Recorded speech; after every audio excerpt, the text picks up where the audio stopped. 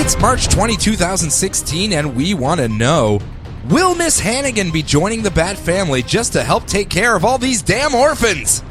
Did I see a werewolf holding a Chinese menu in his hand, or was that just Green Arrow? All this and more is coming up now. It's DCYou Week 42 here at DCR. This day, we rescue a world from mysticism and tyranny, and usher in a future brighter than anything we can imagine.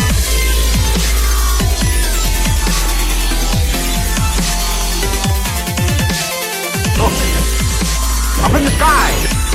It's a bird! It's a plane! It's Distress Citizens Radio.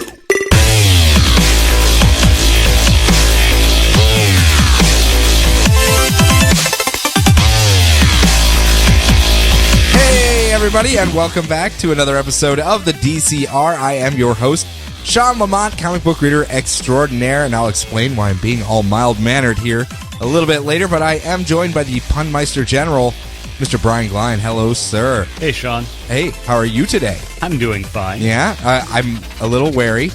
Apparently, we're supposed to fight this week. And oh, no, we're going to start Ving any minute now. I don't know why. Everyone's like, Brian versus Sean, BVS. It's coming up right now. Yeah. And I'm like, do I have to fight him? Do I just punch him or kick him or something? I don't want to snap his neck. That's not my style. I know, right?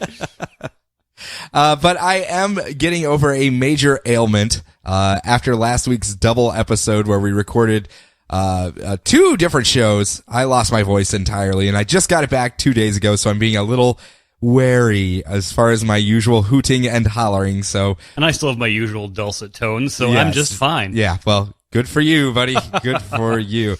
Hopefully it's not a screaming fight that we're supposed to have in our VA later. But I just want to give you guys fair warning. I'm not exactly 100%, so don't hold it against me.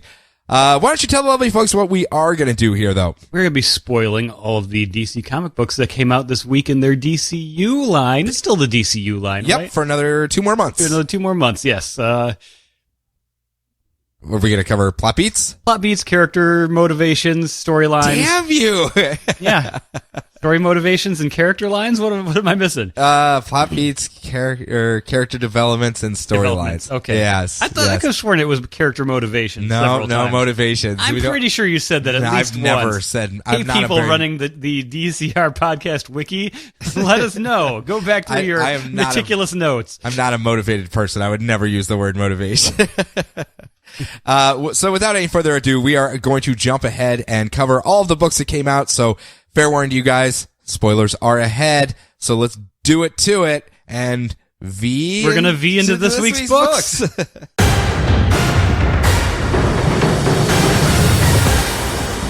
All right. We are starting off with Superman Wonder Woman number 27. Sean is forming his body into a V so we can V into this week's book. Gotta be aggressive, Sean. VE aggressive. Or VE aggressive? I don't know. I was told this is for victory or something, though. I guess. I don't know. What are we doing? I don't know what we're doing, and no one can see us doing it, so I really don't know what we're doing. All right. Superman, Wonder Woman 27. It's Savage Dawn. Oh, it's the penultimate issue of Savage Dawn. Is it? It is, because I have the finale here in Superman 50 next. Yeah. All right. So, Vandal Savage's kids are all powered up from being shot at a comet, and they're taking the fight to the Justice League so Vandal Savage can skulk off and expose himself to the comet. He's already got his shirt off. If he remembers any of his time with the Demon Knights, when it finally does expose himself to the comet, it's not going to be pretty at all. Why? What happened back then? I thought everything was hunky-dory. I just remember he was rather ribald. If he's going to expose himself to a comet, I don't want to be there. Oh, well, okay, fair enough. That type of exposition. Yes. Gotcha. All right. And on top of this, he even murders Uker the Beast Lord. Oh. No! We knew you were never going to be used by anyone else, but still no! We could at least pretend you were still having underground adventures in the Subterranea, right? But not anymore. Yeah. But does that mean that, what's his name? Baka is going to be the new leader of all of Underground? It might be. Nice. Or Baka's just free to do whatever he wants now without his annoying Beast Lord dad just hanging over his shoulder. It's time to go to bed, Baka. So Superman and the Justice League fight the House of Savage, most of whom don't get names. Superman frees Frankenstein. There's fighting and punching and splash pages. The Power Twin-looking twins can multiply and shapeshift, so I guess they're not the Power Twins? No. Yeah, Other powered twins. Yes. And they eventually multiply too much and just start burning up, as the rest of the Savage Kids do as well. Whoops. Apparently, Vandal did not hand out the instruction manual to how to properly use a meteor power. Yes. So as the Leagues deal with the rapidly eroding Savage Kids, who were just all waiting for the next big Girl Meets World reunion episode so they could hang out with Ben Savage, the one Savage we met. How did we forget that one? And we said Fred. He was right there. I know. And Superman goes off to fight Savage next to the meteor. So continue on in Superman number 50. Yeah, Superman number 50, it's exactly picking up right from there, where Vandal Savage is quite literally trying to push the meteor down to Earth so that he can build his fort on top of it. I'm assuming a pillow fort, because why not? If you have ungodly power, you might as well build a pillow fort on top of it, just for insult to injury. Yes, I know it's made of pillows, but there's nothing you can do about it. But Superman goes, hey, maybe if I stop him from doing that, things will go much better. And he's pushing the meteor the other direction, so they're having a reverse tug of war? A push of war? What is that? What would that? I don't know. Whatever. That's what they're having. Until Vandal Savage goes, hey, stop that, and punches him down to Earth again, and then comes down with one of his Vandal kids that survived, in this case, the Puzzler. Remember Puzzler? He was just a robot. Well, he is a robot. Is he more than a robot, though? Oh, yeah. Because the Puzzler ends up trapping Superman in this virtual reality simulator so that Vandal Savage can monologue in peace. It's basically like, hey, I have a bunch of monologuing to do, and if we did this in reality, you'd be punching all over the place and shooting lasers out of your eyes. It's a lot easier if we just do it in here, and I can have, like, visual aids. I can show you what I mean. And it's Vandal Savage trying to teach Superman that strength is necessary to protect everything that he holds dear. He's been under this whole thing where he has to kowtow to humans, and that's not the case. He should be lording over them, because that's how he will keep them actually safe and not dying to Savage Kid attacks because he's off trying to be nice and be friends with people. If he was their dictator, things would be a lot easier. He could just smote people and not have to worry about it. So he shows him what it would have been like on Krypton, because there's a link where the meteor that gave Vandal Savage his powers was going to hit Krypton, and the scientists there went, that would suck, and knocked it off the course, and that's what made it pass by Earth and give Vandal Savage his powers. He shows them, well, what if it would have actually hit here? One of your people would have gained supreme power like me. You would have had an awesome Vandal Savage on Krypton, and they would have helped stabilize the core of your planet using their strength, and everything would have been fine. Merry Christmas, meteorite! Pretty much. And Superman's like, no, I'm not taking that one. I don't believe that's how that would have played out. That's a lot of ifs you have right there to get to that point. He's like, okay. Well, how about this one? Let's jump to the future where eventually the planet Earth's going to be attacked by a strength that's, a force that's so big that it's going to take more brute strength than you even have available to you. And that's all I'm trying to do. I'm trying to put together a clan to help protect Earth. I used to have a clan. They were called the Demon Knights. He even calls them out. He's like, I used to hang with these dudes. They were called the Demon Knights. They were pretty awesome. I was so awesome at that day and age. Everyone loved me in that Demon Knights book. Didn't work out. We had some creative differences, what with the torture and murder for 30 years back and forth. Okay, sure. There were some problems. But here's what I'm pitching. There's the fact that the comic reading audience had no interest in us. There was that problem as well. Strangely enough, no one wanted to read about the 11th century adventures of Vandal Savage, which I don't know why. I don't know why either. But he goes, so here's what I'm pitching. We make a new clan. I'm the chief. You're my general, and we'll put together this awesome group of people, and it's like the Dominators. They'll get a really swank super suit. Well, it was actually pretty cool. It was like a general Superman with a bandolier and stuff. And, it had people like Captain Atom and Aquaman and Gorilla Grodd and Black Adam. And he's like, look, strong people, strength will be a clan of muscle people, and we'll just crush anything that gets in our path. What do you say? And, he lets Superman out, and Superman's like, I don't think this is a good idea. I really don't. I see where you're coming from, but I don't think it's a good idea. And Vandal goes, well, while you're thinking it over, I'm going to go back to pushing the meteor down onto my Pillow Fort mountain over here. And, you just let me know when you figure out you want to join our clan of strength. And, he and Puzzler fly up to start pushing the meteor. And as Superman's sitting there recovering, he remembers the time when his dad told him, hey, not everything can be solved by violence. Sometimes you can talk things out. Sometimes you can figure out a different way. Strength probably should be one of your last methods of trying to resolve an issue. And he goes, thanks, Ghost Dad. Not you, Ghost Dad. Nope. I am not accepting a beverage from you, Ghost Dad, but you, Ghost Dad, thank you for the advice. And he ends up flying back up and the bop.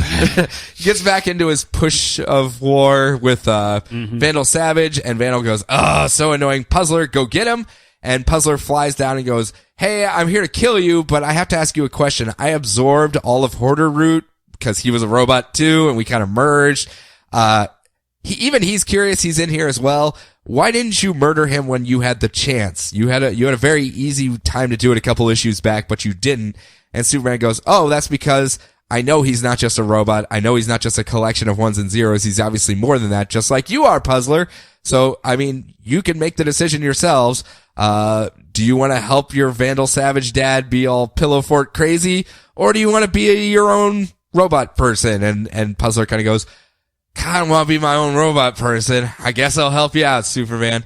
Using his superpower yet again of making friends with everyone. Yep. And the two of them start pushing against Vandal Savage, and the pressure causes the meteor to crack and explode, throwing Puzzler into the ocean, Superman back down to Earth, and Vandal Savage blasts off into space quite literally as he flies off into the outer fringes of the universe, never to be seen God, the again. storytelling potential with that. Oh my God. So Vandal Savage is now floating through space. Who knows where he is going to end up next? So, whew. It does come back down where Superman comes to back on Earth, and Lois Lane runs up, and they both embrace. They give each other a hug. Where obviously it's almost like there's another property coming out soon that has a Superman Lois Lane relationship, and that we would be going back towards that. I don't know. But they start Ving. Well, no, they're not Ving. PG. They are not Ving. And they start hugging, and they forgive each other. He forgives Lois for releasing his secret identity to the world, and she goes, well, I forgive you for being such a big lug, and yeah, we're cool. And the three of them, like Jimmy Olsen and Lois and him, go out to lunch, and even all the people, because they know Clark Kent's Superman, they're all like, let the guy eat his lunch at the very least. That was a cute little scene. Yeah, I like he did that. just save the planet. Let him eat a sandwich. Come on, people. And he hears someone in need, and he goes running off again to be Superman once again. And it's like, yay, back to the status quo, except the main turning point being that the world knows Clark Kent is Superman, and they're kind of begrudgingly accepting. I mean, at least some of the people are now. It's not like, yeah, that dirty alien's been hiding amongst us. Now, at least some of the people are like, he did save a lot of people. Like, a lot of people this week. So maybe he's okay. The public opinion polls are okay right now. Right now. Next week? We got our eyes on you. Yeah, next week. Turn into a Doom monster again. Again. What'd you think? I mean, it took a long time to get here. I'm not going to lie. To get from the start of this arc to here, because we had the lead-in arcs that dovetailed into the Savage War. There are lead-in arcs that we did not know were lead-in arcs. Yes. Like, looking back on it, it's like, oh, that's kind of masterful storytelling across what? 3 or 4 different, four different titles. And then it's like, if you read them all, cool. If you didn't, it still made sense. It for did the most until part. you get to the Savage War, because then it became the chapter. Yeah, oh yeah. Well, yeah, you had to read all of that. But at the very least, even if you hadn't read the stuff before, they gave you enough background stuff that you could follow along fairly easily. They did recap. They didn't give names to half of Savage's kids, so that helped out. But we gave them names. Well, yes, I know. We said who everyone was. Wonder Twins, Ultra the multi-alien looking guy. Adam Savage, Fred Savage, Ben Savage this week. I mean, we got them all, I think. Randall Savage. Oh, yeah. I thought we did fairly well making up for that lack of names. I thought we covered everyone. So, the artwork though in Superman 50, just beautiful. I know it's not like we haven't, been talking up this particular artist. Well, there were a couple this issue, weren't there? There were a couple, but it was still obviously very much in his style. So, again. Way to go, Mr. Porter. Yes. Oh, I guess I should probably say yes. Yes. Howard Porter. Yes. It's not like we haven't spoken him up before in the past. It's still very, very good work. I like it a lot. Also, if we're going to talk Howard Porter stuff as well, me and my son have been going through the old Grant Morrison Justice Leagues because I'm trying to indoctrinate him, as you know, all parents do with their children. Sure. And there's this great bit. It's just a little throwaway line in one of the issues where Professor Ivo and Professor Morrow team up. And the one just turns to the other. It's like, how come all of your robots wind up going to the good guy's side? And he's just like, I don't know. And that's what that reminded me of this issue, or this issue reminded me of that. Very good. Very good. Good. So let's see. We covered Superman. I think that's all of our Batman stuff. Yes. So moving on to Robin, son of Batman, number 10. One of our favorites. Yes. One of our personal favorites. Yes. Robin went back to operating out of Gotham City as if he had a crossover he had to go to. But he gets a warning signal from Al Ghul Island, and him and Goliath need to go fly off and have another crazy ancient artifact adventure. Yay! So they find out people have stolen 3 Year of Blood artifacts from them. And who did this? It's the Le'un Darga, the sworn enemies of the Al Ghuls. The guys wearing the crazy horn helmets. Okay, so these are the people that are against the League of Assassins. And yeah, they're like the ancient enemies of the Al Ghuls, who we've just found out about through this series. Okay, fair enough. The ones that Damian returned should have been enough to bring back all of the Dargas, because basically the Al Ghuls had him steal. It wasn't just go murder people to prove you're my son. All this other stuff he was doing was also helping them keep the weird mystical aspects of the Darga clan kind of under wraps. Gotcha. So it was taking away their power base while murdering yes. people to show how badass he was. Yes, exactly. So under the guise of childhood murder. All Al Ghuls must be totally BA, as we've established. Basically, by returning a bunch of them, they should have been able to bring it back more, but they brought back only one. It is the son of Den Darga. It is Suren Darga, who also happens to be about Damian's age. Wait, Suren Darga? Yeah. His name is Surrendar Ga. Like, he just runs in and goes, I'm Surrendar Ga. Maybe. Yeah, so he happens to be about Damian's age. Very convenient. Very convenient. So he puts on the creepy horn helmet and sets about to stealing and returning artifacts to return more power to his people. So he's having a reverse year of blood? A reverse year of blood, kind of, technically. Kind of like a year of seltzer water or something? What gets blood out? Not a baking soda, I suppose. Damian and Goliath fail to prevent the serpent heart of the anti-saint from being returned, and they wind up in a creepy cave full of snakes that overwhelm their enemies, but they escape from. It's just a giant page of like nothing but snakes just pouring out of this like skeleton. Was Indiana Jones there? He was just there like, I hate snakes. Why'd it have to be snakes? Also watching all of this going on is Talia Al Ghul, Damian's mom, who has kidnapped Maya, aka Nobody, off of one of the random Al Ghul-owned island that Damian hooked her up with. Oh, I'm glad she's back in the mix. So she's going to use her as leverage, and now Damian, Talia, and Suren are all heading towards the next artifact return spot, Gorilla City. Oh, boy. Yes. Because when you have one smug little brat against a giant smug gorilla brat, who can outsmug the other? Yes. Smug. Is Sinestro just going to show up and be like, I will outsmug you all? If only. But yeah, to a certain extent, it almost feels as if they're like, okay, we didn't like that ending, we're going to continue on, or it's just sort of like, okay, you had to pause because of crossovers and stuff, so we're just going to write this back on. Well, this is the first issue for Ray Fox. Yes, who we've enjoyed just about everything he's done so far. So I'm certainly his Constantine has been way out there. Yes, we are certainly. Even if it takes a few issues, I'm more than certain he will be doing stuff we like with it. Good.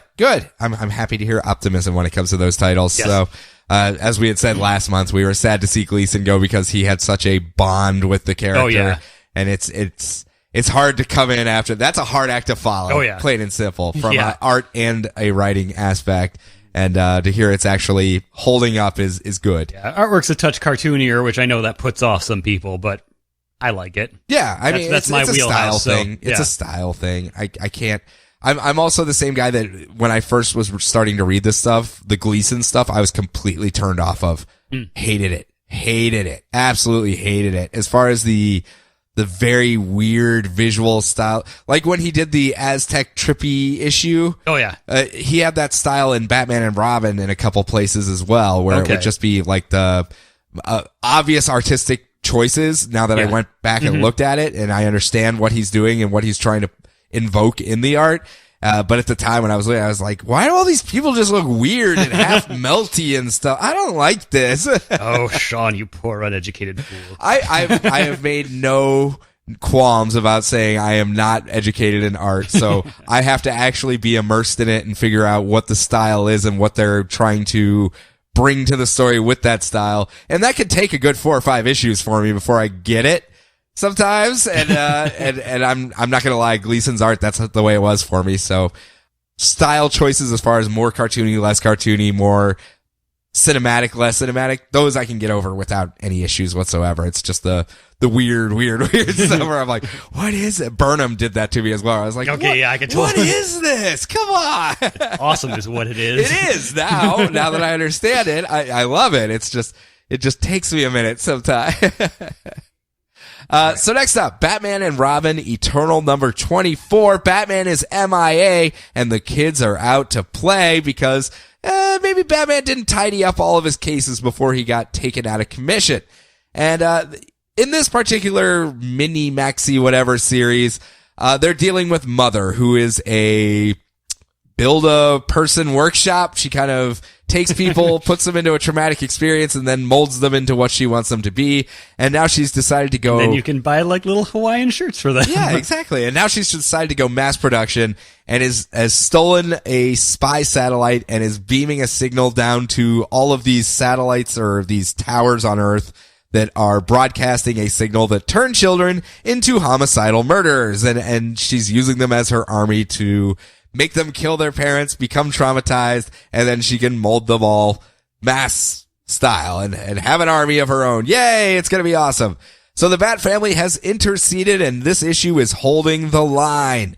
Everyone has gone everywhere to try to fend off these kids and stop them from murdering and to try to take down these towers that are around on... Are they holding the line at $2.99 or $3.99? No, they are Toto holding the line. Okay, gotcha. Yes, they're in Gotham, London, Toronto, Dubai, all over the place. People... They've got everything in Dubai. They do have everything in Dubai. They even have that tiny Gotham City, remember? Yes. It's the same size as Gotham City. I forgot all about that until just now. Oh man, memories. It's stuff like, Tim, who played a lot of Portal, apparently, is using... Really? Tim played a lot of video games. I know. He's using the dimension doors like Portal, where he opens jumps off of a ledge, opens a dimension door at the bottom, and then has the dimension door open so that it's facing up, so he has the momentum of him falling and then shooting up the side of the tower and then grabbing on and going. Where'd you learn how to do that, Tim? I learned it from watching you, Midnighter. Well, even he's on the radio like, Midnighter, did you see that? That's so awesome. And he's like, that was pretty cool. I gotta give you that one. Meanwhile, Jason's having a bar fight with a bunch of preteen kids, and he's like, yeah, this is a bar brawl. This is how Jason does it. Red Hood all the way. And Midnighter's like, yeah, that's usually how I do it too. Good job, Jason. Damien's riding. Is this issue just everyone trying to win Midnighter's approval because he's so cool? It kind of is for the first half. Damien's flying around on Goliath, just like terrorizing these 8-year-old kids, like, you will not murder anyone. That's what I call Tuesday. He's like, oh, I remember when I did that as a kid. That was pretty fun. And meanwhile, Cullen, Harper's brother, is making a peanut butter sandwich for Midnighter because all he has in his cupboards are jars and jars of peanut butter. And that's it. And he's like, I guess this is what you like. And Midnighter's like, don't tell Dick. I kind of suck at this whole homebody life thing. I haven't really gotten the hang of it yet, but shit. I was like, that's such a great touch because that's what we love about the Midnighter book. He's great at punching people in the face, sucks at everything else in life. Things are going from bad to worse, though, when Mother has released her second line of offense, I guess in this case, because she has made a second generation of orphans. Along the same line as the orphan that she had, And are your orphan points doubled? I think so. But she has released one to every city, and they start attacking and putting everyone on the defensive. Tokyo's about to fall, and Midnighter goes, oh, better call in some reinforcements. So he dimension doors over to Scarecrow's lab, who is manufacturing the fear toxin to try to counteract this signal, and says, hey, spoiler, you're up. I'm still not allowed to punch kids in the face, but he didn't say you couldn't. Get in there. And she goes, okay, I guess I'll give my best shot against trained assassins.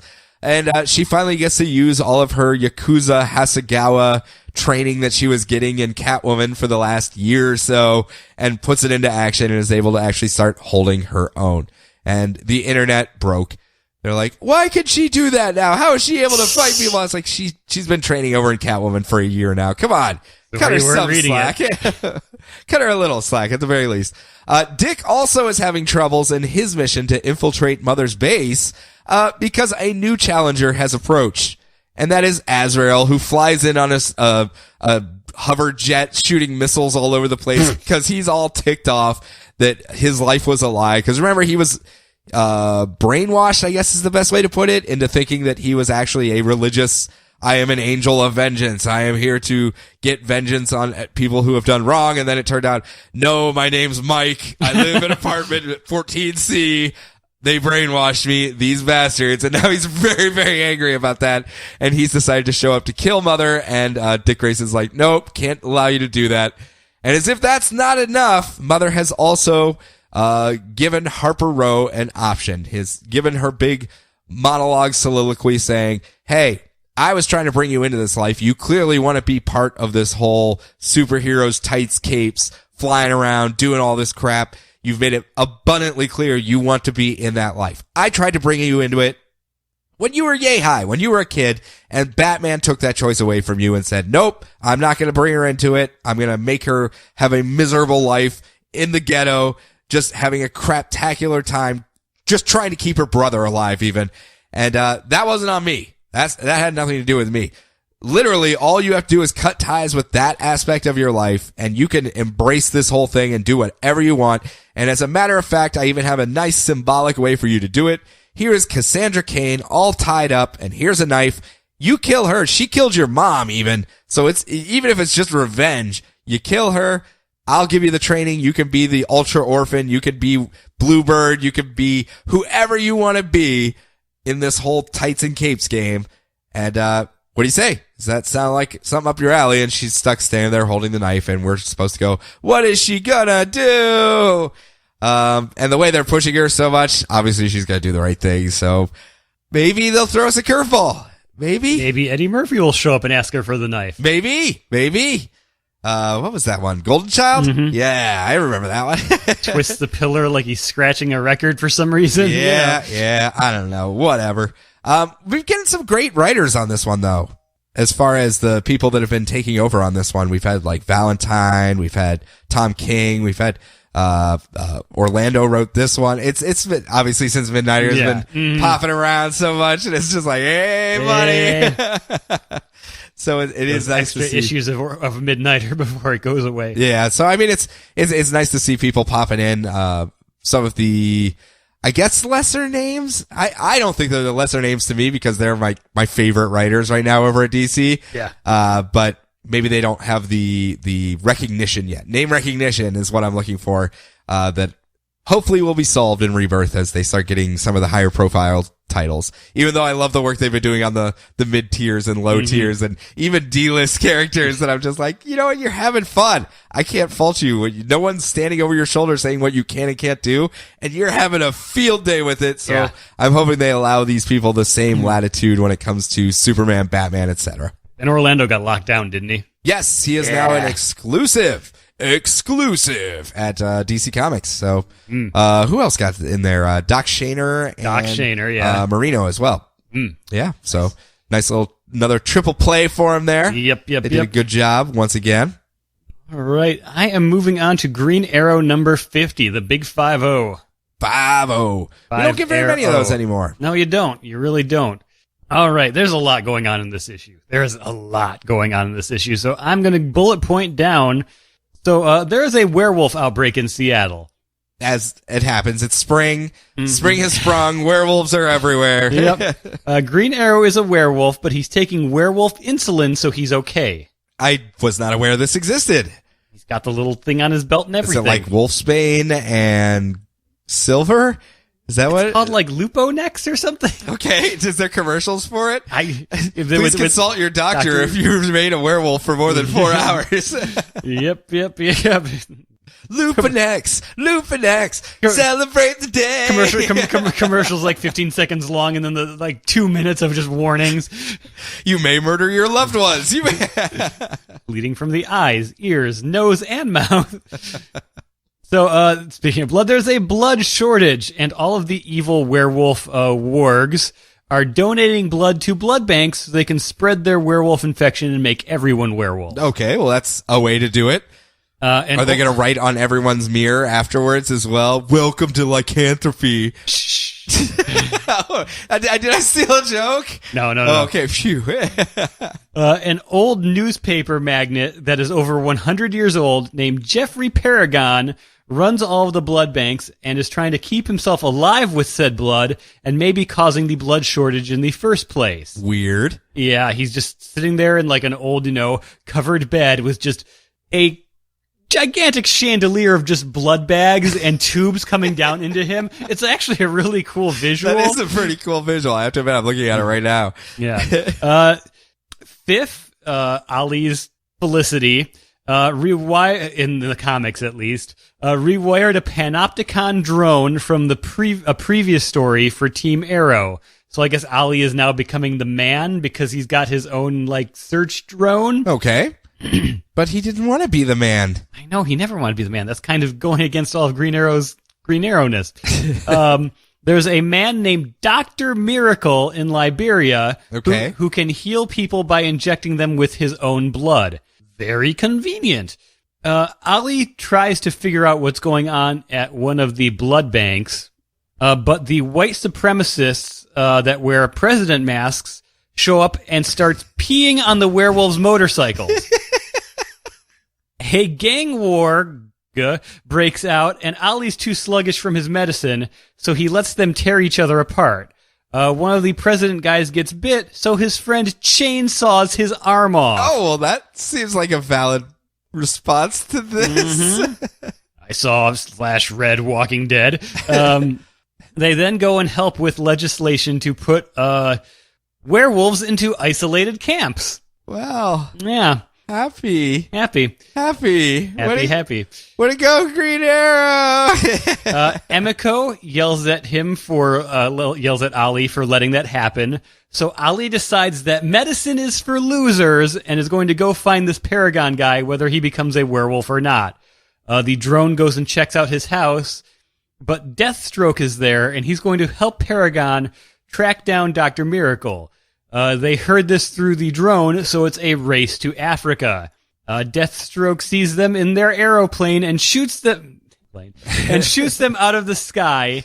And Emiko, Ali, and George the Wolf all have to parachute out of the plane. I'm looking at this. That's a lot of prep work to get is. George the Wolf strapped into that parachute. George the Wolf is parachuting on down, and they're even watching the plane crash together. They're just like, yeah, we're badass. Yeah, then they get surrounded by warlords driving around sensible sedans with giant cattle skulls on the hoods. Actual skulls, Those they're not really airbrushed big on there. Cows. Those are.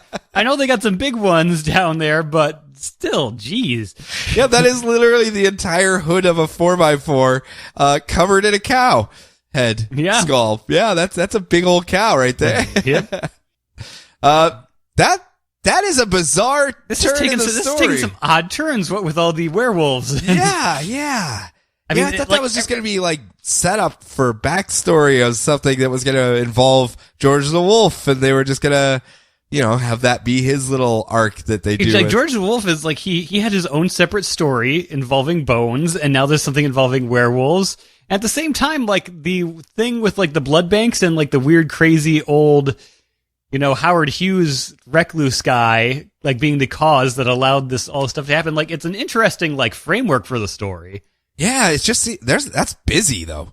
That sounds kind of busy. It's a lot. It's a lot of stuff going on. You really got to be paying attention. There's, is it being written as a, I'm not writing this to the lowest common denominator. I am literally just telling a story, and it's up to you to keep up and tie the strings together. It's entirely possible. There's a few other odd choices, like the antagonistic relationship between Ali and Fif is really weird.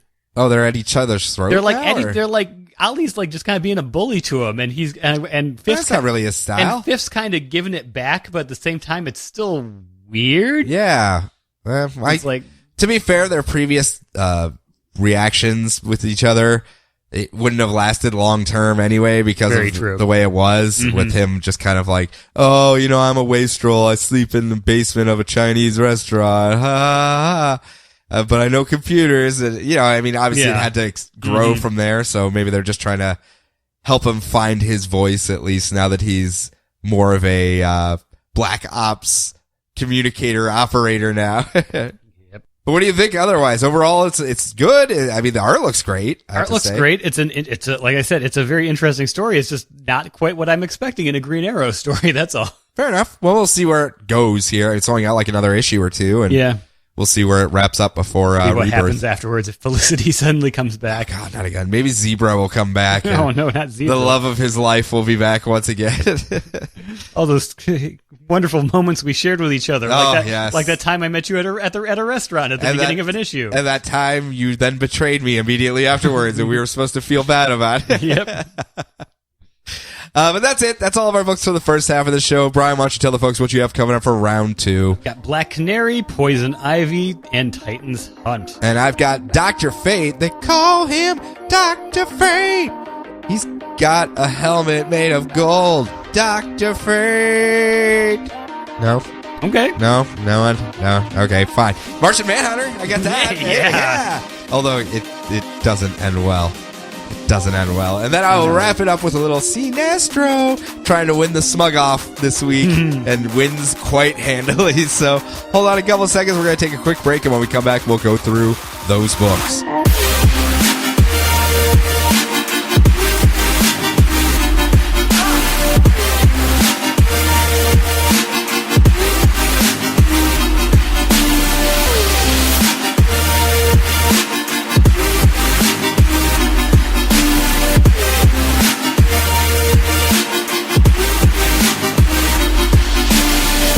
We're back. That we are. Yay, team. We did it. We made it back to the microphones. Yes, Yay. we did. We didn't V it up. So what are you going to lead into this half with? I'm going to start with Black Canary number 9. A little musical interlude leading into a musical interlude. Yep. It's a fill-in issue by Matthew Rosenberg and our good buddy Moritat from Jonah Hex. Oh, nice. Hey, buddy. I'm specifically pointing them out so I remember their names because this is pretty good. Oh, good. This is really good for. So it's a flashback to one of Black Canary's early gigs in Gotham that we never saw, which was playing at some rich kid's birthday party. So, you see like Drake or, the Black Eyed Peas playing at some bar mitzvah randomly on the internet. It's kind of like that. Except this particular kid wanted some street cred, inviting the underground band in. Yep. Yeah, I see how it is. Yep. So little Julia, she's so excited because Black Canary is her favorite band. They're going to rock out, and she's going to sing along and dance with her friends, and maybe even dance with Hunky Louis Barbieri. Oh, yeah. And he's going to be her boyfriend, and it's going to be perfect. So everyone just takes a deep breath and remembers how much they're getting paid to do this. Just then, Dee Dee notices that one of the party guests is Tobias Whale, one of the most horrifically gruesome-looking versions of Tobias Whale I've ever seen. Yeah, he's had some pretty gruesome looks already in the 2 issues he's shown up in the DCU so far. Yeah. And so she sees him and instinctively does her best to just dive kick him as hard as humanly possible. Just before they even start? Yep. Literally he's coming in, he's about to, say hello, he's like hanging up his coat and he's just like, hey dive guys, and kick. I brought the krill diff. So Julia's mother almost fires them on the spot, but doesn't want to disappoint her daughter. Tobias Whale is a friend of the family and a legitimate businessman. Why must our families constantly be dragged through the mud by the Wayne-led media? Oh, boy. What family is yours, by the way? Why, the Falcone family, of course. Oops.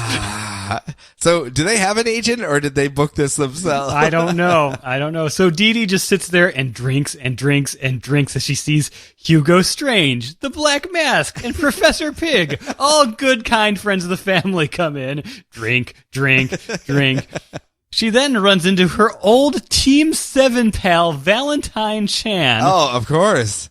I don't even remember from any of our recaps. I don't know if he... I don't remember that one either. Okay, there's a picture of him with the rest of Team 7, so he must have been. He was in the background the entire time. I mean, he's no, what's his name? He's no, Higgins. Dean Higgins. Yeah, he's no Dean Higgins. Maybe Dean Higgins took his place. So it turns out that Valentine is there to assassinate Julia Falcone, along with a bunch of other assassins. So Dee Dee has to try to take out all of the assassins before the show starts, but misses one and has to try to play the show while watching out for the last one from the stage. She tries to set off the fire alarms and make it look like it's part of the show as she tries to stop the last hitman, who turns out to be Louis Barbieri. So Dee Dee takes him out, and Julia just gets super mad that she kick-murdered her boyfriend. He was going to murder you. You just don't understand. Our love is like rain, like these fire showers. But Black Canary, but because she upset her daughter, Black Canary gets fired and they don't get paid. Aww. It's a big old weep womp. They're all standing there soaked under the sprinkler system. It is a delight. That is a nice little side story. It is a perfect little done in one. It's like, oh, here's a superhero story you can tell with a band. It is great. It is a great setup too. That is most definitely a great setup. I like that. I'm going to have to borrow that one off you. That sounds pretty good. We'll have to see what Mr. Rosenberg does for DC in the future, because I enjoyed that. Was it the same style as Jonah Hex that Moritap brought, or is it a little different? Certainly a little bit more modern. Yeah. But he's certainly, obviously. I'm not saying it's like there's tumbleweed rolling through the house and shit. I'm just saying, is it the same visual style? Same visual, Black Canary's legs suddenly get, like 3 feet longer as she's kicking people, Fair enough. Yeah. And there's nothing wrong with it. It's not, it's his, when you see his stuff, okay, that's Moritat doing that. Yep. Good. See, man, that's great. That's something else for me to read this week. Yep. I'm happy. I'm very happy. Next up, I got Dr. Fate. He is your fate and your doctor. He'll prescribe some... Is he in my HMO, though? Wolfenex or whatever it was. Luponex, my friend. Luponex. Celebrate the day. Or the night, the full moon. Yeah. This one... woo! Luponex. Kelly's having some issues. He's about to get kicked out of med school for missing class. He has plenty of girl troubles. More than 99. He's got plenty of girl troubles. He's got friends locked up that were protesting at the UN building. They've been taken captive by the Egyptian consulate, and it's like, man, I better go help them out. And he shows up. Little side note, his friends are also being guarded by phantom ancient Egyptian ghost guards. And he's like, wait a minute, not very keen on not up to date with the modern politics and how consulates actually work. Don't think they're supposed to have ancient Egyptian phantom ghost guards. Yeah. I'm pretty sure about this one. As sure as I am that substitute freelance coroners can't deputize people just to do things. That's how sure I am on this. But he goes, okay, well, let me fight these ghost guards. He can't hit them. The ghost can, unfortunately, stab at him and hurt him. And he's like, well, this doesn't seem very fair. Naboo, what should I do? And Naboo's like, I don't know, do something magic-y. Again, Naboo, absolutely worthless. The little ghost guy that lives in his helmet that's supposed to be teaching him how to do this stuff. And he goes, fine, I'll figure it out on myself. And he figures out that light will banish them. So he goes, Bazity boo, and makes some light, banishes them all, and ends up releasing his friends from beneath the consulate. And as they're escaping, he turns around to see more phantom ancient guards, but this time they're Roman. And he's like, well, A, you shouldn't have phantom ghost guards to begin with, and Romans probably shouldn't be in the Egyptian consulate. You should probably be over in the Italian one.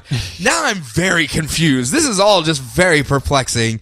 And he goes, well, let me go inside myself to figure out the answer. He does like the little psychedelic ghost dive into the helmet to try to find the mystical answers to things. Also, there's a bunch of MC Escher staircases A everywhere. lot of melty stuff happening, a lot of Dali style in this one. And, okay. Because melty stuff. And in this case, he ends up falling through some sort of portal type thing into some underground area. And he's like, well, that's... Why don't magical realms ever look like they were painted by Thomas Kincaid?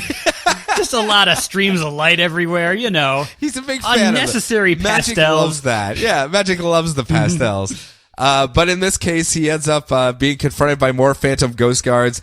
And as they're picking him up, he hears the voice of Caesar yelling from the side of the panel saying, render unto Caesar that which is his. And he's like, okay, guys, this is just going all over the place now.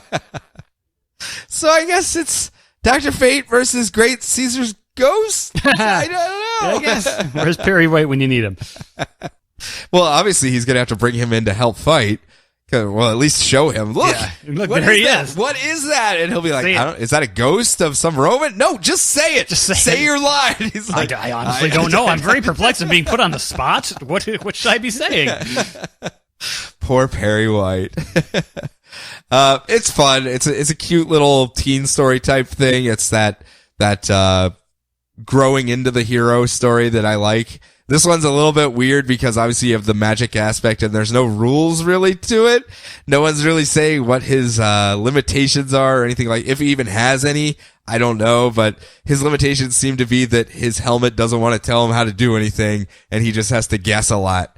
And that's kind of his only limiting power. So, yay! Very cute artwork though.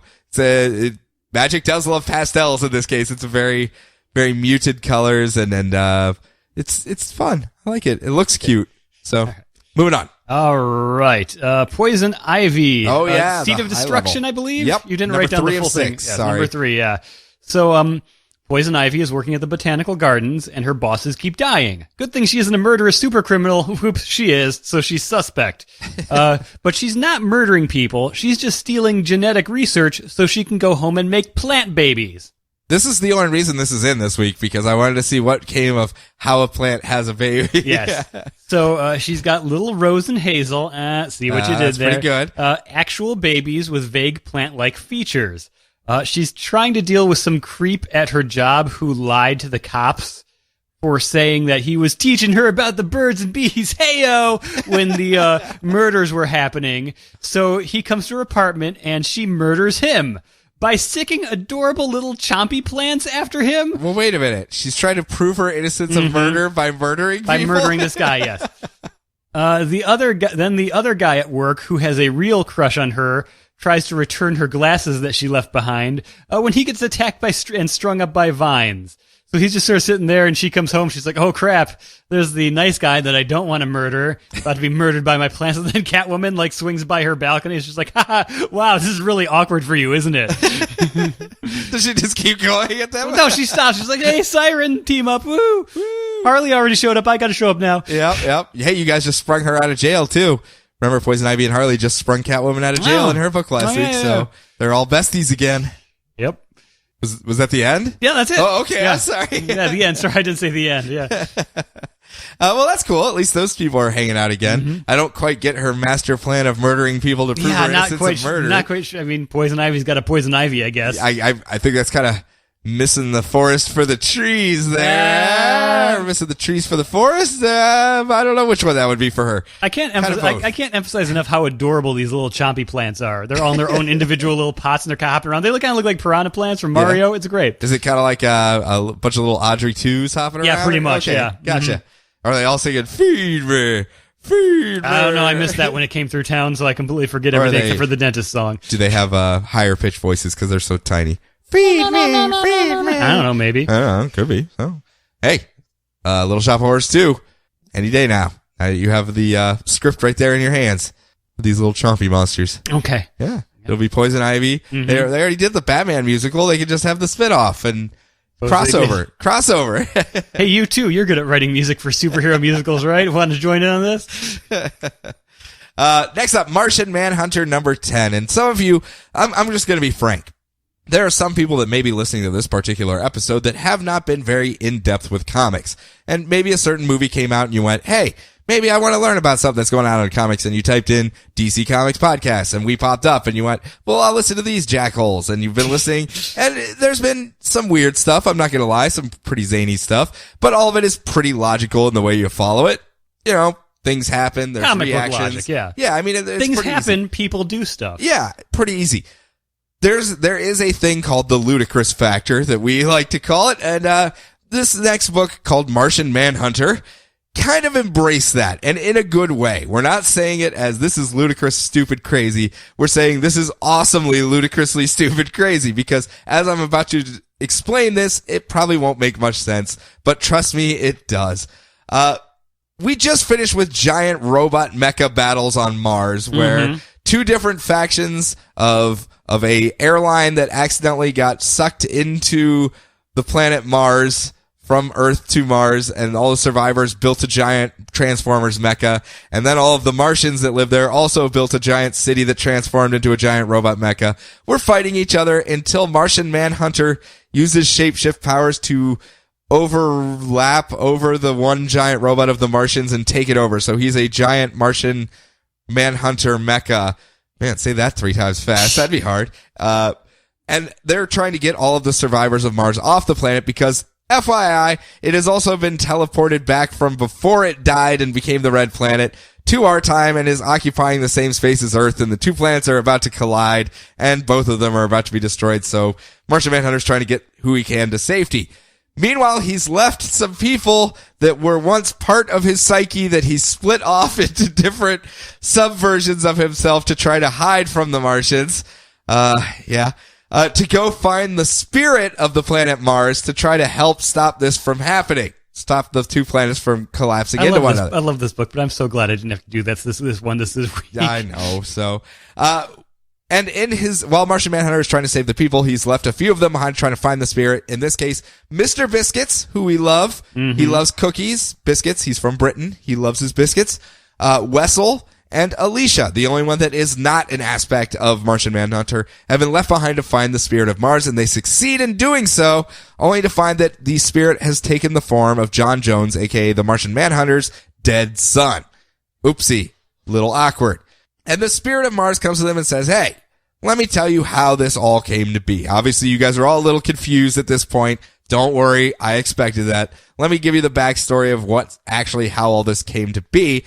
And he goes, Martians, while green in skin, not very green with their environmental policies. They trashed the planet Mars. They really screwed this pooch on this planet, and it was about to not be able to sustain life. And I, the spirit of Mars, went, well, maybe I can scare them straight. Maybe I'll give them all a psychic impression of how bad things are, and they'll all stop fighting against each other and come together and make the world a better place. So he goes, would you, and sends out his psychic impression that, hey guys, crap is really bad.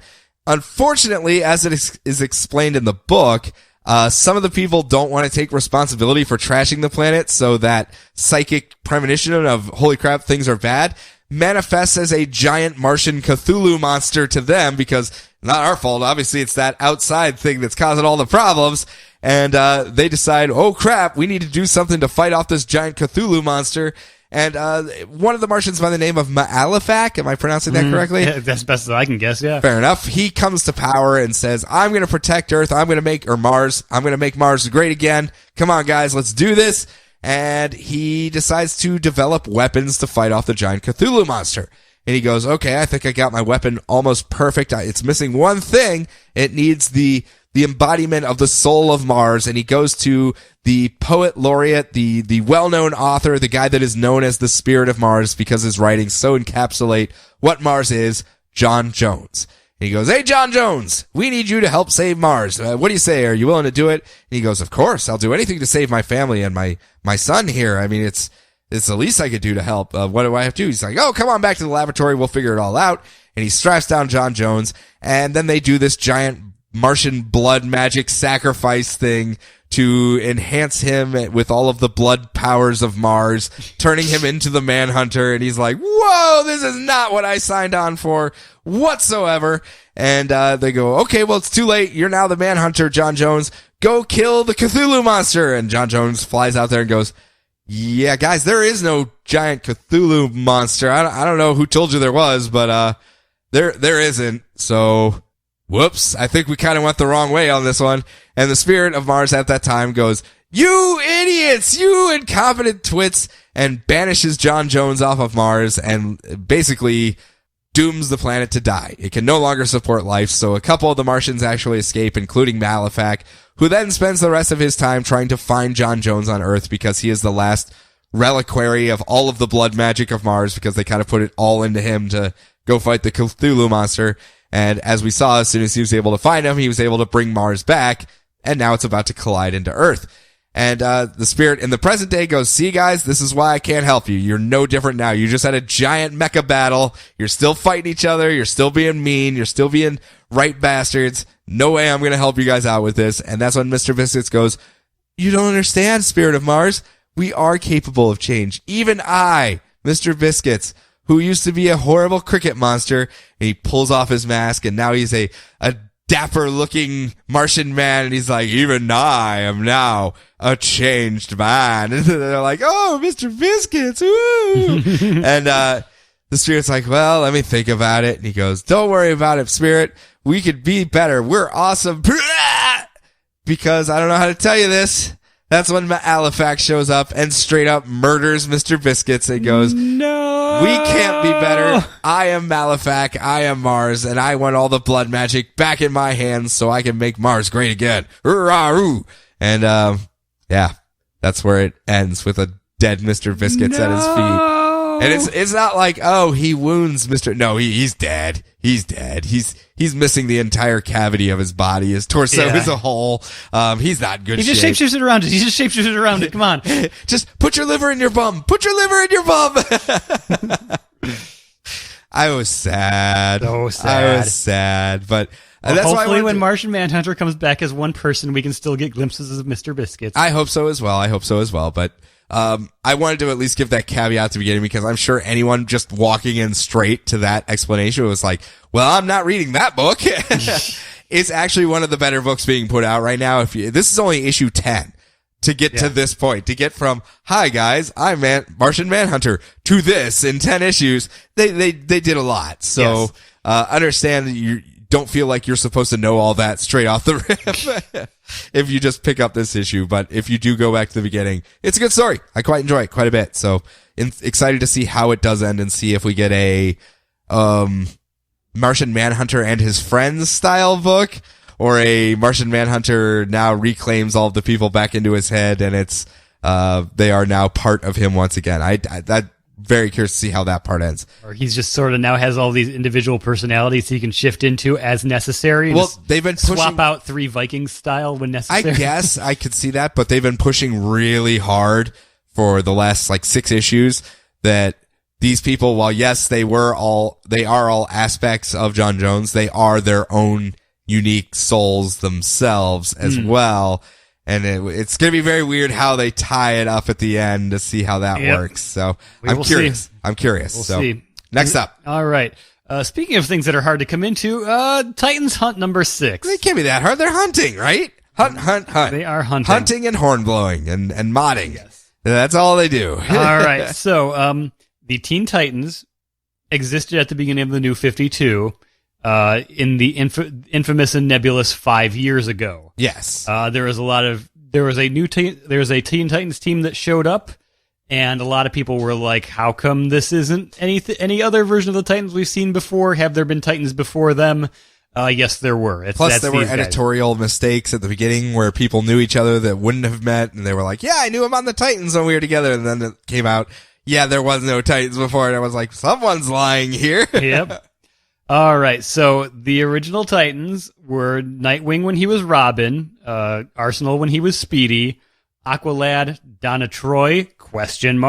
Because she just came back to life, or was just created. We'll figure out. Maybe she was another god over on that planet again, doing that Cronus stuff. That was some weird reading right there, let me tell you. Lilith the Telepath, Cave Boy, Hawk, Dove, who is now dead, and Hornblower. Like, is Dove ever alive for more than like a couple issues? Because every single time I read a book and Hawk and Dove show up, Dove either just died, is about to die, or has been dead for a long time.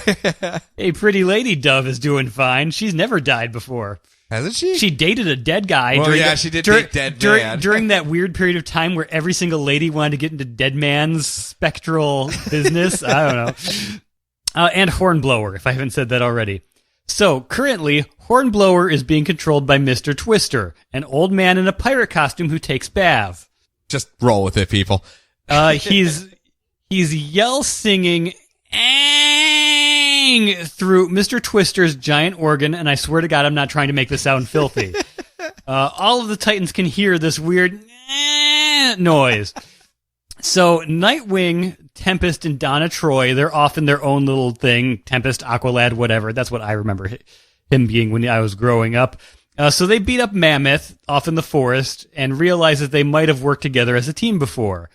They're heading towards the Twister Tower that Hornblower's stuck on. I used to ride that ride at Geauga Lake all the time. Twister Tower, love that one. For the Wicked Twister myself.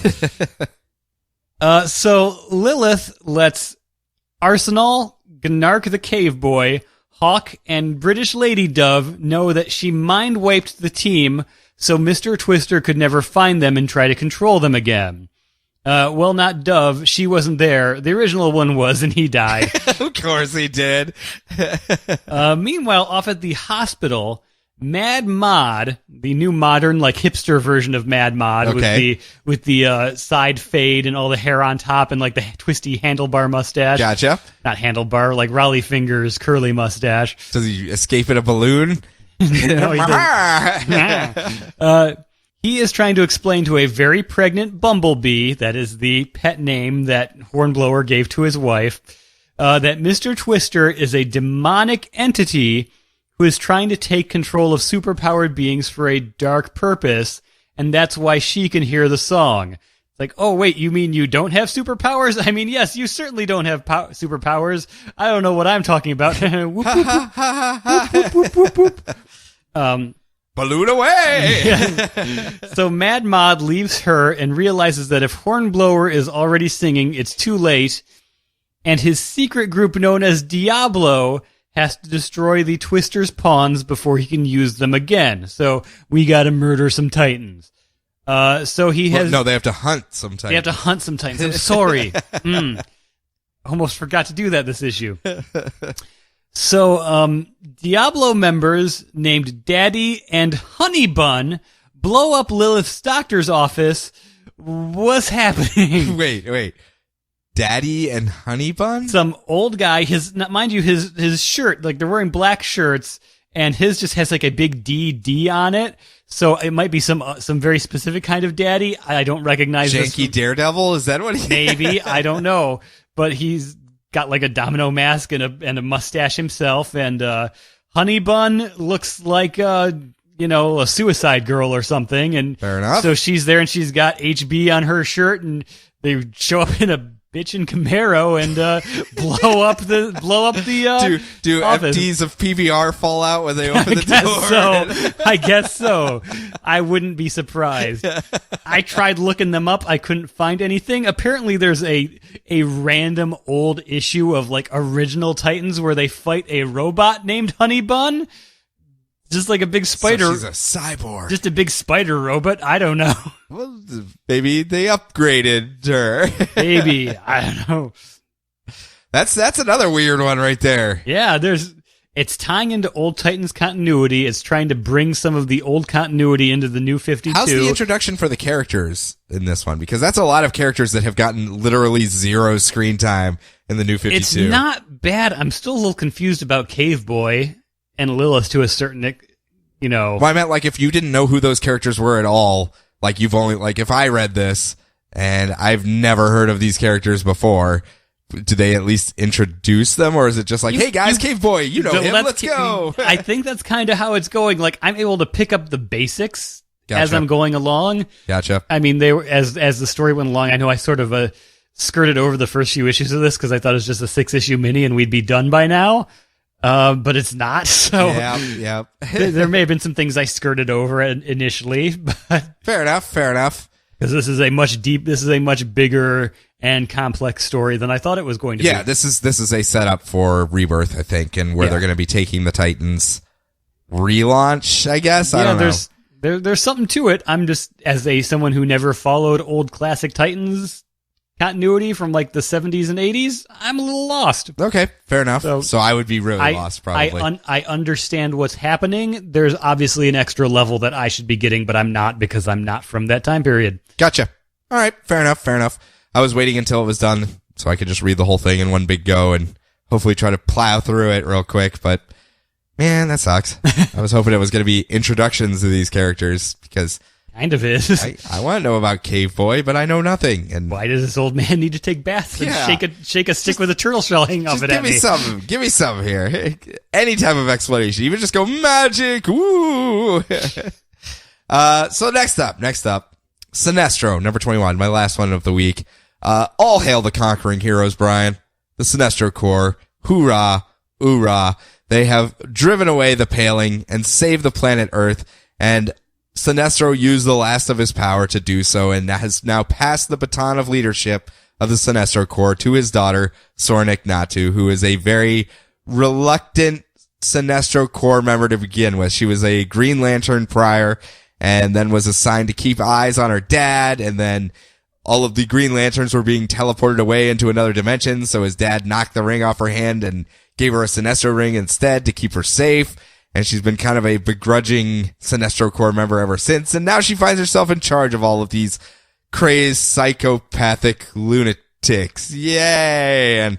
And they're coming back to Earth with an exhausted Sinestro to be like, hey, everyone okay down here? I know we just saved you all, but just wanted to check in, make sure, see what else we could do to help. And Earth is all like, yay, scary monster people, you're the best, woo!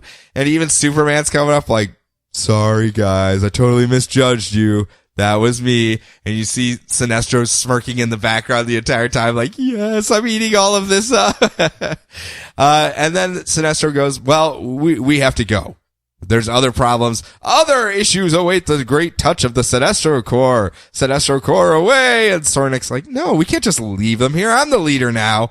And we just trashed this planet.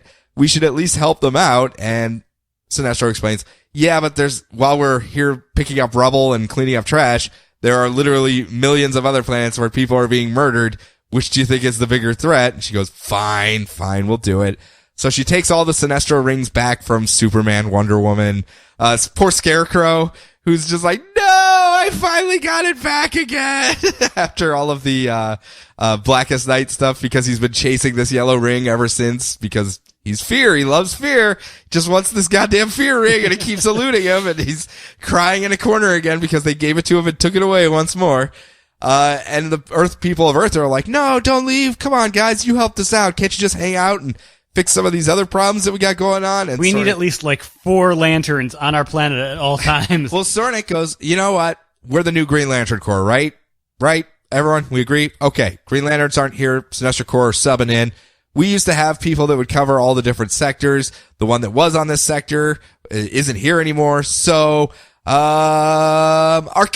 Yeah, hey, you get along with these Earth people, don't you? And he's like, not really. And they're like, yeah, but you haven't murdered anyone here. That little kid was hugging you last issue, remember? And he's like, yeah, that was kind of cute.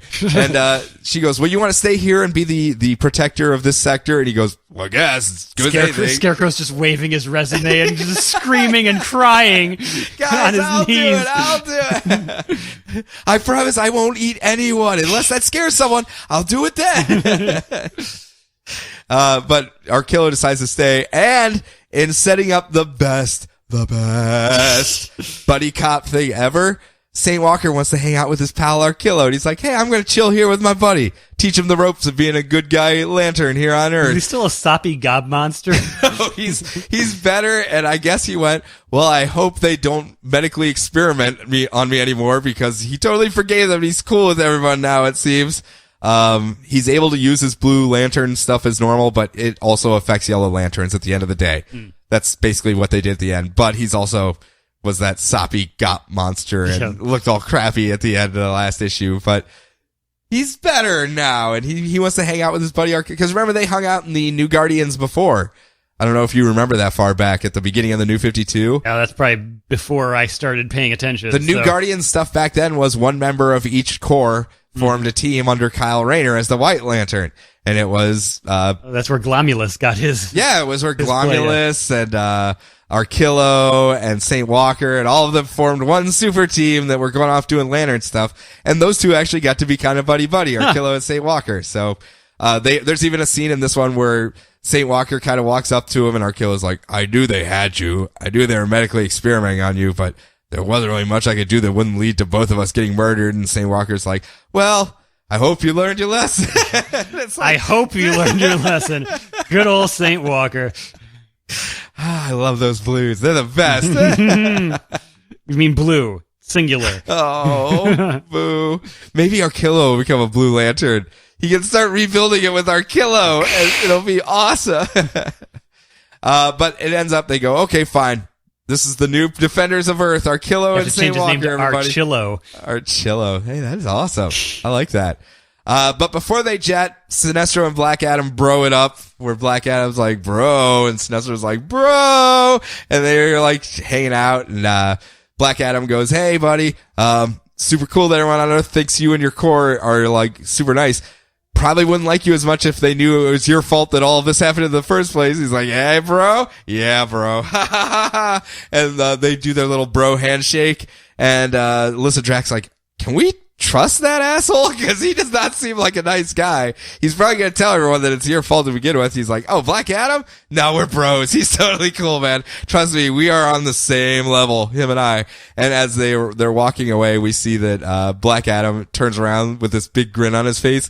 And he opens up his hand after they shook hands to see there's a Sinestro Corps ring in it. And he's just like, oh, cool, I have a Sinestro Corps ring now, too. And I can fear it up. Oh, I could totally taunt Scarecrow with this. So, honorary member of the Sinestro Corps, Black Adam. I love that those two are best friends. Yeah. Just totalitarian asshole friends. Yes. It's such a great combination of those two. Dudes being bros. Bros being dudes.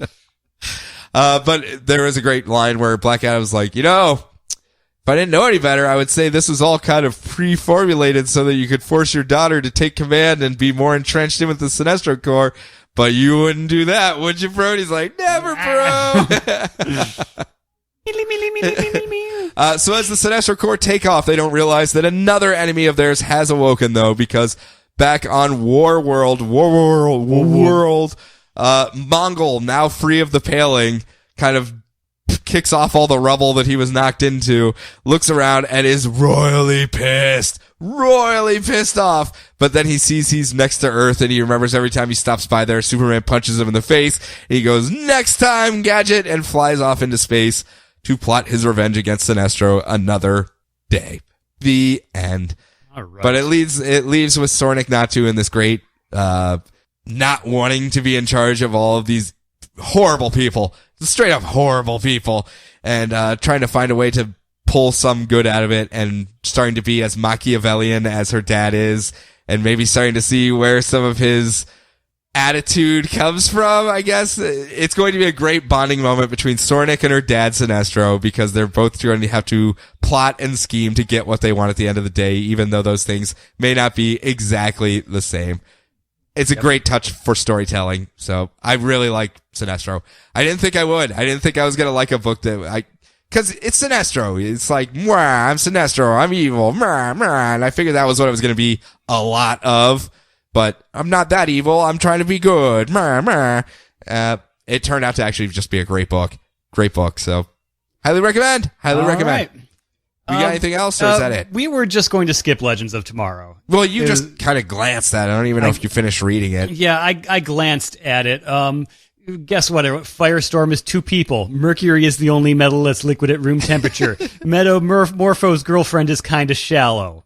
Okay, if you've never read them before, cool. They're all in one book. Yeah, it's introductions to some of those characters. But I need to talk about the Sugar and Spike reboot because it is Dr. 13 level amazing. Okay, that's pretty high praise for you. Sugar and Spike was like a comedy book, like about like competing with like Baby Huey and like Little Lulu and all those old like Harvey era things. Okay. Whoever the good witch was that hung out with Casper. It was just like two little babies who would get into trouble and like mess with adults. Did they always go into construction sites and end up falling up I would have to assume. I would have to assume. But Keith Giffen decided, well, what happened if they grew up in the DC universe? And they got someone named, I'm going to butcher this, Bilquis Evely. Her website is all in Spanish. That's all I know. Well, you bring the hard-hitting facts here. Yeah. So here's what her name might sound like, and her website's all in Spanish. Good luck, everyone. Sorry, everyone. Yeah, but like she is amazing. So the idea here is that Sugar and Spike are private investigators. Sugar's all business, and Spike is kind of a shaggy-haired slacker, and they do investigations for people involving superheroes. And in this issue, they raid a warehouse being used as a hideout by airgun killer Moth. Oh no. They go through, just murder dozens of his henchmen. They really just... Wait, Killer Moth has henchmen? He has henchmen. I never thought he would have henchmen. Yes. He doesn't seem like an evil lair henchman type guy to me. Yeah, they really just tranquilize them, as we find out at the end, but it just looks like they're just like these former children characters are just murdering people left and right, before coming upon Killer Moth himself, and he's surprisingly chill. It's like, and there's like, all right, Moth, we came for those Batman suits that you stole. He's like, oh, I just found them in a warehouse. I thought they were kind of cool. You can have them. I don't really need them for anything. Look at my cool get up I got already. Why would I need those stupid things? He's like, I might have chewed them up a little bit. So we get more of the side narrative that New 52 Killer Moth is just way too into his code name to the point where he will chew on articles of clothing just because, well, I guess that's what I'm supposed to do. I love that he's just so inept that, well, I have a code name, I have a motif, I have this whole thing I'm supposed to be doing. Moths, what are they? Lights, I'll just hover around this light bulb here. Yep. So is that his lair? Just one giant light bulb in the middle of the room? No, he just broke into a warehouse to use as a hideout because he can't afford his own place. You know, Aw, poor Killer Moth. Yep. Eventually, something's gonna break his way. Yep. So they just let him go because he's cooperative. It's great. But the bat suits were all like, of all the weird Batman costumes from the Silver Age, like Rainbow Batman and Zebra Batman. Okay. Alfred hired them to get a hold of some of the more embarrassing aspects of his employer's past so it doesn't come back to haunt him in the press. It's a delight, and I really hope it gets collected on its own at one point. That's a weird title to put into Legends of Tomorrow. I know. It doesn't match anything else. It's sort of that, like, GI Zombie sort of weird, where like the kind of people who would want to read the rest of the stuff in there would probably get totally turned off by it. Sure. And then there's people like me who just wants to read that and wishes it was his own standalone thing. Because I don't know if I can justify $8 an issue for just one comic that I like. Yeah, that's a little rough. It's really rough. So sorry if I don't talk about it more, and I just really, really hope that one day I can either digitally buy just the Sugar and Spike stuff, or they get their own trade. Oh, that's going to continue? Like, that's just chapter 1 of this particular, or is it going to be unless they, like, it seems as though it is going to be those 4 minis that got canceled are all being puzzled together into one. Puzzled? Yeah, I love that that's our word. Into one anthology that's going to come out for 6 months. And it's an odd fit, unfortunately. Huh. Yeah. That sucks. Yeah. But is awesome at the same time. Yeah, I know, right? So I don't know how to react to that. I know. Like I said, I hope it doesn't get abandoned just there. Yeah. It just seems like it's a weird thing to put in there because you would think you would focus on the TV properties themselves. Yeah. Unless Sugar and Spike are showing up for Killer Moth is. Either way, either one of those characters I'd be fine with, but yeah, Killer Moth, New 52 Killer Moth showing up would just be awesome. And that'd get me watching Arrow again. I certainly can tell you that. So do you have anything else before we go through our closing ceremonies here? Francis Manapul did the New American Alien. Oh God, great issue too. So good. That's gonna be the trick. Like, I'm gonna start bundling that when I'm handing off All-Star Superman to people who want to read good Superman stories. I'm gonna put those two together and say, it started here you go. Off so weird too. Like the first 2 issues, I was kind of like, okay, just like Superman as a motif. And yeah, it was just good. like, don't get me wrong. It was just what exactly is the end game of this? Is this like one overarching story? Is this just snapshots? And then by the third one, I figured out what they were doing, and I was like, oh, okay, yeah, this is good. I like this. Yeah. And now I'm just having a blast with it. So hopefully he does some more. Who was writing this one? Oh, now I'm blanking. Death and Return of Superman. Max Landis. Yes. So I Max know Landis. he had done the silent issue or silent backup story of Atomic Skull already in the New 52 and in Action really? Comics. Yeah, very creepy story of Atomic Skull and how he came to be. So it was kind of his backstory, all silent. Yeah. It's very good, though. And flipping Francis Manipal making I know, everyone look he bad. just- That final page He just shows up with and goes, with the Lex Luthor shadow from the Superman logo, so you get to see what his logo is. Yeah. Oh my god. Perfect. Yeah. So just buy them or wait for the trade. Yeah, Buy check 'em tons out. of the trade. Check them out. So, reminder to you guys though, perfect segue. Buy these books. Yeah. Buy any books. Buy something. Just don't freeload is all we're asking. Yeah. Pretty much. We're not saying buy everything at all because you can't afford to do it. Trust me, you can't. You don't have the time to do it either. We even split it in half, and we're having issues some weeks, so it's very difficult to do. But find the stuff you like. If you're new to this stuff, find a character or one of these stories that sounds interesting to you and try it out. You'll eventually find authors that match your style or creative teams, artists, etc. that speak to you, and then you can start trying out some of their other stuff that they dabbled in. And then, like me, you will constantly talk about how much you love them. Yes, and then you can grow out from there. Just start small and build out from there. Otherwise, just support what you like. That's all we can ask. Yeah. As we always say, what you buy is the vote on what survives. So if you're just talking up how great this book is and not buying it, when it's canceled, don't be surprised. Don't go online and be like, how could you cancel this awesome book? If you weren't buying it in the first place, you've already know why it's being canceled. That being said, next week we will have more books. Hopefully I'll have my voice back so I can be more loud and animated once more and less muted and dulcet and kind of cowed. I feel so weird. Other than waving my arms around and V'ing and stuff, I wasn't really as animated today as usual. Yeah. I felt bad last week when we were doing the other podcast over at Next Level, the DC Primetime show, because they actually had cameras and could see me, and I was like, oh man, those poor bastards just see me waving my arms all over the place and see what I'm actually like when I'm actually out here. I'm like Elmo, just waving my arms above my head. It just seemed like I was broadcasting from a cardboard box, so off at our not the home ship. Yep. So next time we'll have things better, though. Yep. If you do want to contact us, tell the folks where they can find us. The internet. Yeah.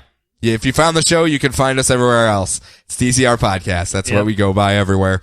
Be it Skype, be it Twitter, the Tumblr, the Facebook, webpage, etc. It's all DCR Podcast. Pretty easy. Oh, so without any further ado, movie week. So make sure you go out there and watch the movie, and don't be cynical going in. At least give it a chance. Give it a chance. That's all I'm asking. If you go in already pre-hating it, you're going to hate it coming out. Well, then I'm probably just not going to go see it. Well, that's fine. I'm not saying you have to go. I'm just saying don't go hate watch it just because you feel like you're obligated to. I know it's like people always, it's like when someone asks me, hey, why didn't you go see Transformers 3? I'm like, well, didn't you think Transformers 2 was terrible? And there's like, well, yeah, but it's a Transformers movie. I'm like, well, then don't go see it. I saw the first one, thought it was terrible, and decided I'm never going to see another Transformers movie again. You are going to go see the movie, though, right? Is it going to be like a DCR excursion? No, I mean, we could go see it if you want to. It's going to be a field trip? All right. Yeah, we can go see it. Let me know. Maybe I'll go see it with you. And my joy will rub off on you and fill the emptiness inside you to make you enjoy the things again. So next week, maybe we'll chat about that. But until then, everyone, enjoy your books, enjoy your week, enjoy your lives, and we will talk to you next week.